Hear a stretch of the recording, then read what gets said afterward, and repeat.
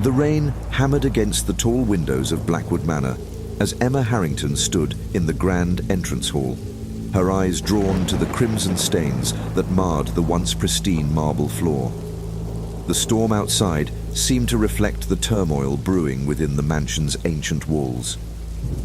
Emma's hands trembled slightly as she examined the bloodstains, which formed ominous symbols that seemed to pulse with a malevolent energy. A week ago, Emma had received a letter from a lawyer in Ravensbrook informing her of her inheritance, the sprawling estate of Blackwood Manor, bequeathed by a distant relative she had never met. Despite her initial disbelief and reluctance, the historical value of the mansion had been too tempting for her to ignore. She was a historian, after all, driven by a passion for uncovering the hidden narratives of the past. The mansion loomed around her, its Gothic architecture imposing and mysterious. The walls were lined with faded portraits of stern-faced ancestors whose eyes seemed to follow her every move. As she ventured deeper into the mansion, the bloodstains grew more intricate, forming cryptic symbols that hinted at a dark secret buried within the mansion's history. Emma had barely settled in when the house began to reveal its sinister nature. At first, it was just a chill in the air, a creak of the floorboards, but soon the bloodstains appeared, appearing overnight with no apparent cause. The symbols, which Emma struggled to decipher, seemed to mock her efforts to uncover the truth. The mansion's history, as Emma had discovered from old records, was steeped in tragedy.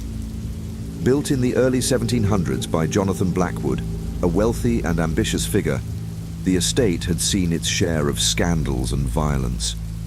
The townsfolk whispered of betrayals, murders, and even darker things that seemed to linger in the shadows of Blackwood Manor.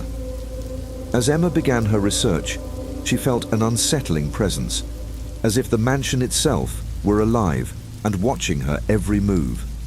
The more she investigated, the more the house seemed to resist her efforts, with strange occurrences and inexplicable noises becoming a nightly ritual. On a particularly stormy night, Emma sat by the flickering fireplace, her research scattered around her. The bloodstains on the floor seemed to grow darker and more vivid in the dim light. She could not shake the feeling that something was watching her, waiting for her to uncover a truth that had been buried for too long. In her research, Emma had uncovered a diary belonging to Jonathan Blackwood himself. The diary was filled with disturbing entries detailing paranoia, fear, and a growing sense of dread. The final entries were cryptic and almost incoherent, hinting at a great betrayal and a curse that had befallen the Blackwood family. As Emma read the final entry, a cold gust of wind extinguished the fireplace flames, plunging the room into darkness. The bloodstains seemed to shift and writhe, forming new symbols that glowed faintly in the gloom. Emma's breath quickened as she heard a whispering voice, barely audible over the howling wind, repeating her name. Emma. She turned to see a shadowy figure at the edge of her vision. The figure was indistinct, but its presence was undeniably menacing. Emma tried to call out, but her voice was swallowed by the darkness. The whispers grew louder, more insistent, and she felt an icy grip around her heart. The voice faded as suddenly as it had appeared, leaving Emma alone in the cold, silent room. Her hands shook as she grabbed a flashlight and illuminated the bloodstains.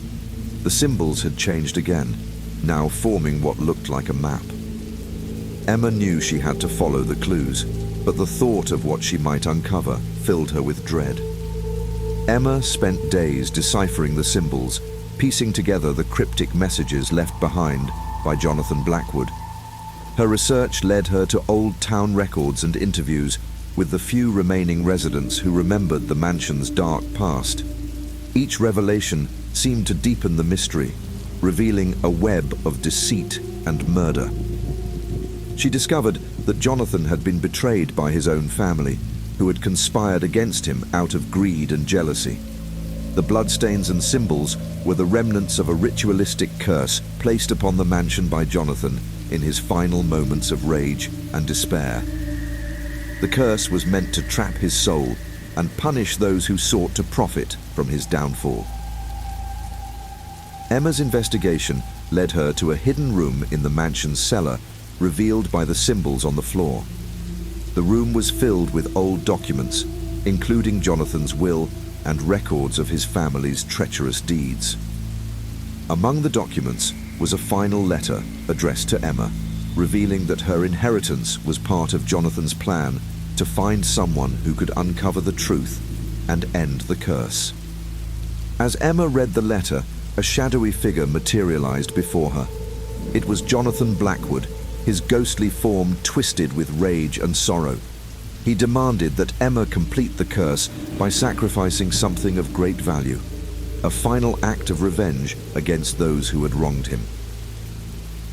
Emma knew she had to confront Jonathan and end the curse. She gathered the remaining family members who had come to claim their share of the inheritance, revealing the truth about the mansion and the curse. In a dramatic confrontation, Emma exposed the dark legacy of the Blackwood family and broke the curse, freeing Jonathan's restless spirit.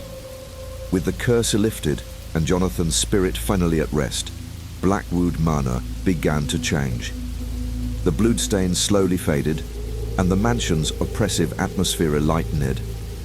Emma decided to stay and preserve the mansion as a historical site, ensuring that the dark history of the Blackwood family would be remembered and learned from. The mansion, once a place of horror and malevolence, became a symbol of redemption and resilience. Emma's bravery and determination had not only uncovered the truth, but had also brought peace to a troubled legacy.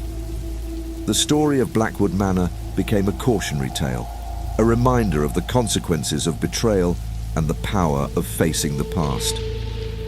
As Emma looked out over the now peaceful grounds of Blackwood Manor, she felt a sense of closure. The mansion, once a place of fear and darkness, had been transformed by the truth, and Emma had found her own place within its storied walls. The echoes of the past were finally at rest, and the mansion's history would live on, not as a tale of horror, but as a testament to the courage of those who faced the darkness. Max Turner's excitement was palpable as he walked into his new loft in New Haven. The apartment was everything he had hoped for: spacious, modern, and a perfect canvas for his artistic endeavors. The renovation had transformed the old factory into a chic urban residence with an open floor plan, exposed brick walls and high ceilings. It was a fresh start, a chance to leave behind his recent troubles and focus on his career as a graphic designer. As Max settled in, he noticed something odd. Small glowing stains began to appear on the walls. At first, he thought they were remnants of the renovation, but as the days went by, the stains grew more elaborate, forming strange symbols and eerie messages. The graffiti seemed to pulse with a supernatural energy, unsettling Max despite his logical mind. One night, as Max worked late in his studio, the lights flickered, and the glowing stains on the walls seemed to shift and rearrange themselves into unsettling patterns.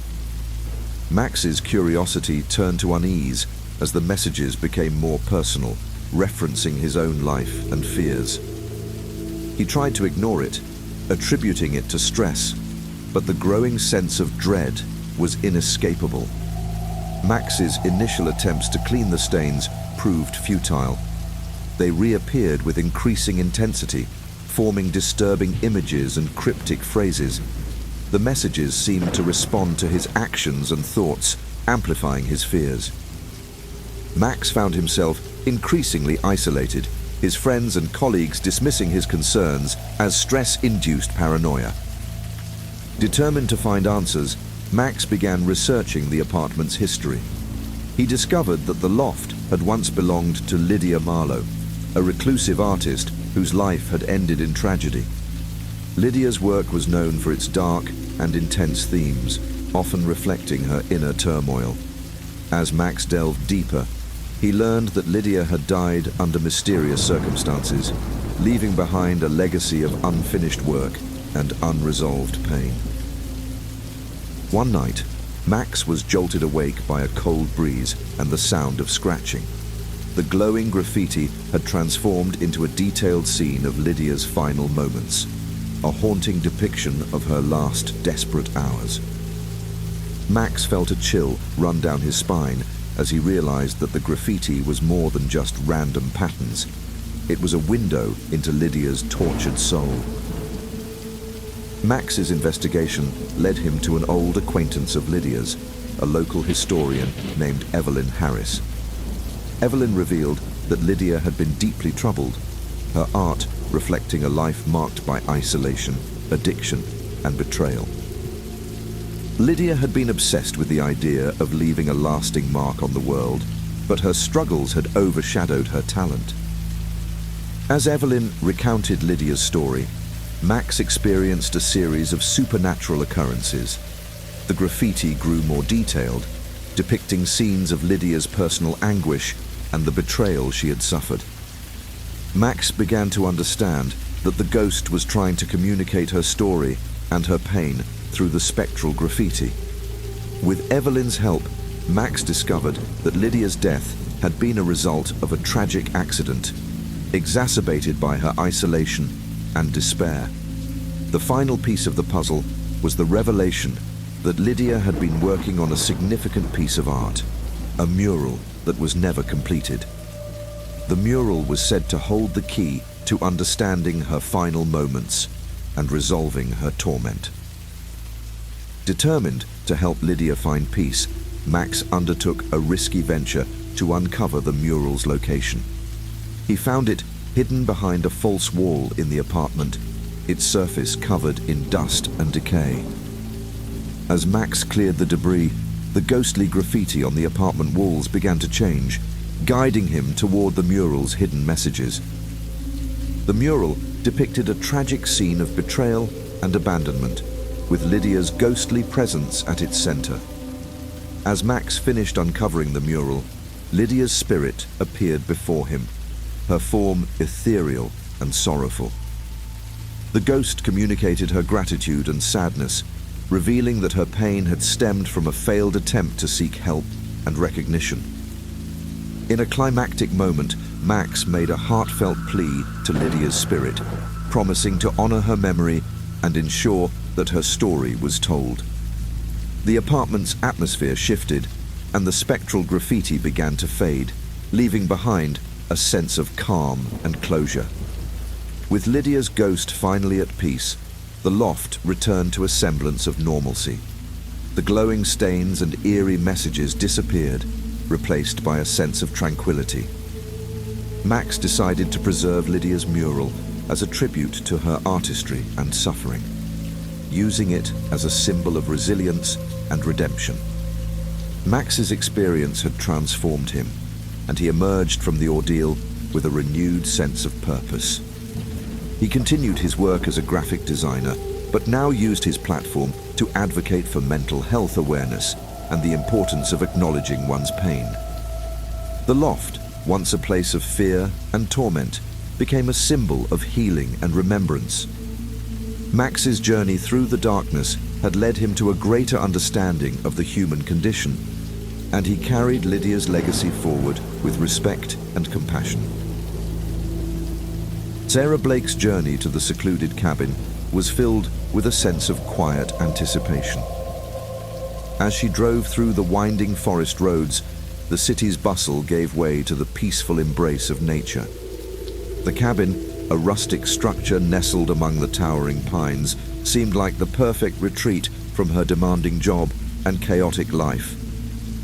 Upon arrival, Sarah was enchanted by the cabin's charm. It was quaint and isolated, offering the solitude she craved. She unpacked her things and began to settle in, admiring the cabin's old-world features and the surrounding wilderness. Little did she know that her peaceful escape would soon turn into a nightmarish ordeal. The first sign of trouble appeared on the second night. Sarah noticed dark, almost black stains spreading across the wooden floors and walls. At first, she thought they were remnants of the cabin's history, but the patterns quickly became more unsettling. The stains formed strange, cryptic symbols that seemed to shift and writhe in the dim light. As Sarah tried to clean the stains, the atmosphere in the cabin grew colder and more oppressive. Strange noises echoed through the cabin, whispers and faint cries that seemed to come from nowhere. Sarah's initial curiosity gave way to unease as the supernatural occurrences intensified. Determined to understand what was happening, Sarah began researching the cabin's history. She discovered that the cabin had a dark past, linked to Eliza Hawthorne, a woman accused of witchcraft in the late 19th century. Eliza had lived alone in the cabin and had been the subject of local rumors and fears. Sarah's research led her to an old journal she found hidden in the cabin's attic. The journal detailed Eliza's life and the strange rituals she practiced. It also revealed a series of cryptic entries about a curse and the haunting presence that Eliza believed was following her. The more Sarah read, the more she realized that Eliza's ghost was tied to the cabin, seeking revenge for her tragic fate. As Sarah delved deeper into the journal, the supernatural occurrences grew more intense. The stains on the walls became more vivid, and the symbols seemed to pulse with a sinister energy. Sarah experienced nightmarish visions and felt a malevolent presence watching her every move. The ghostly manifestations were relentless, with eerie whispers growing louder and more aggressive. Sarah found herself trapped in a web of fear and uncertainty, unable to escape the cabin's dark influence. The curse seemed to be tightening its grip, and Sarah's sanity was pushed to the brink. Realizing that she needed to confront the source of the curse to break free, Sarah prepared for a final showdown with Eliza Hawthorne's spirit. Armed with the knowledge from the journal, she set up a ritual to communicate with the ghost and seek a resolution. The confrontation was intense and terrifying. Eliza's ghost appeared in a chilling form, her face a mask of anguish and anger. Through a harrowing dialogue, Sarah learned about the injustice that led to Eliza's death and the reason for the curse. Eliza's spirit was bound by the need for acknowledgement and retribution, and Sarah realized that breaking the curse required acknowledging Eliza's suffering and restoring her dignity. With renewed determination, Sarah performed the ritual described in Eliza's journal. The process was fraught with danger, as the cabin seemed to fight back against the disruption of its cursed atmosphere. Sarah's bravery and compassion were tested as she faced Eliza's vengeful spirit one last time. The ritual culminated in a dramatic release of energy, and the supernatural manifestations began to wane. The dark stains on the walls faded, and the oppressive atmosphere lifted. Eliza's spirit, finally at peace, thanked Sarah for freeing her from the torment of the curse. The cabin returned to its quiet, serene state, and Sarah felt a sense of relief and accomplishment.